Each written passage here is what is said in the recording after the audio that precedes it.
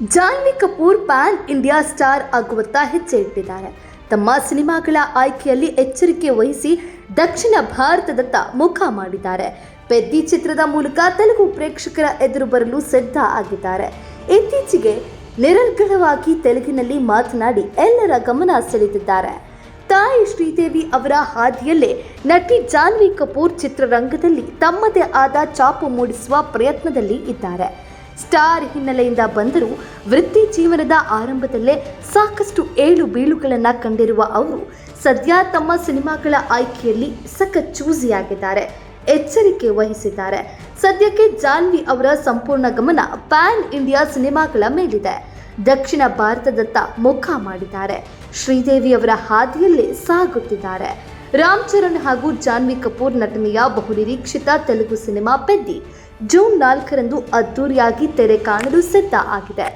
ಈ ಚಿತ್ರದ ಮೂಲಕ ತೆಲುಗು ಪ್ರೇಕ್ಷಕರ ಎದುರು ಬರಲು ಜಾನ್ವಿ ಮತ್ತೊಮ್ಮೆ ರೆಡಿಯಾಗಿದ್ದಾರೆ.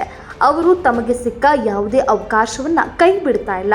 ಇತ್ತೀಚೆಗೆ ನಡೆದ ಪೆದ್ದಿ ಚಿತ್ರದ ಪ್ರೀ ರಿಲೀಸ್ ಕಾರ್ಯಕ್ರಮದಲ್ಲಿ ಜಾನ್ವಿ ಕಪೂರ್ ಎಲ್ಲರಿಗೂ ಅಚ್ಚರಿ ಮೂಡಿಸಿದ್ದಾರೆ.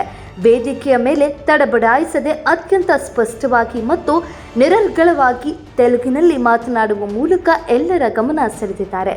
ಪ್ರೇಕ್ಷಕರನ್ನು ರಂಜಿಸುವುದೇ ನನ್ನ ನಿಜವಾದ ಜೀವನದ ಉದ್ದೇಶ ಎಂದಿದ್ದಾರೆ. ಪ್ರತಿಯೊಬ್ಬರೂ ತಮ್ಮ ಜೀವನದ ಉದ್ದೇಶವನ್ನು ಕಂಡುಕೋಬೇಕು.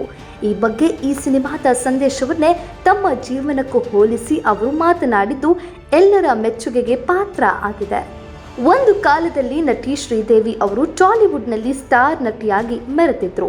ತೆಲುಗು ಚಿತ್ರರಂಗವನ್ನ ಆಳಿದ್ದ ಶ್ರೀದೇವಿ ಅವರಿಗೆ ಅಲ್ಲಿ ಅಪಾರ ಅಭಿಮಾನಿ ಬಳಗ ಇದೆ.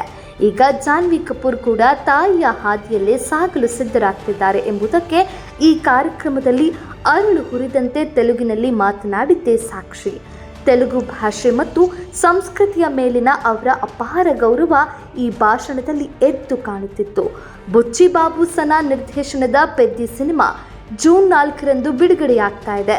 ಒಂದು ವೇಳೆ ಈ ಸಿನಿಮಾ ಬಾಕ್ಸ್ ಆಫೀಸ್ನಲ್ಲಿ ಬ್ಲಾಕ್ ಬಾಸ್ಟರ್ ಹಿಟ್ ಆದರೆ ದಕ್ಷಿಣ ಭಾರತದ ಚಿತ್ರರಂಗದಲ್ಲಿ ಜಾನ್ವಿ ಕಪೂರ್ ಅವರ ಬೇಡಿಕೆ ದುಪ್ಪಟ್ಟು ಆಗುವುದರಲ್ಲಿ ಯಾವುದೇ ಸಂಶಯ ಇಲ್ಲ. ಇದೇ ರೀತಿ ಅವರು ಮುಂದುವರೆದರೆ ತಾಯಿಯಂತೆ ಟಾಲಿವುಡ್ನ ಮುಂದಿನ ಸೂಪರ್ ಸ್ಟಾರ್ ಆಗಿ ಹೊರಹೊಮ್ಮಲಿದ್ದಾರೆ.